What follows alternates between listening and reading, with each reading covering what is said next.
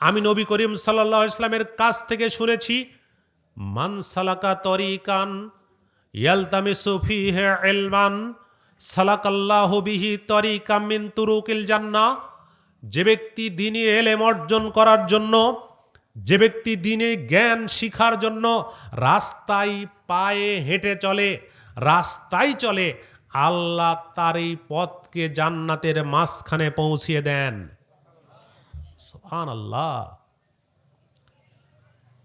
ওয়া ইন্নাল মালায়েকাতা লাতাদাউ আজনাহাতিহা রিজাল্লি তালিবিল ইলম। নিশ্চয় ফেরেশতা মণ্ডলী যারা দ্বীনি জ্ঞান অর্জন করতে রাস্তায় চলে, তাদের পায়ের নিচে ফেরেশতা মণ্ডলী নিজেদের পাখা বিছিয়ে দেন। আমি আপনাকে হাদিস শোনাচ্ছি, এরপর তিনি বলছেন, নিশ্চয় সাত আসমান এবং জমিনের সকল কিছু, এমনকি গর্তের পিপিলিকা, পানির নিচের মাছ পর্যন্ত একজন দ্বীনি জ্ঞান অর্জনকারী আলেমের জন্য আল্লাহর নিকটে দোয়া করে।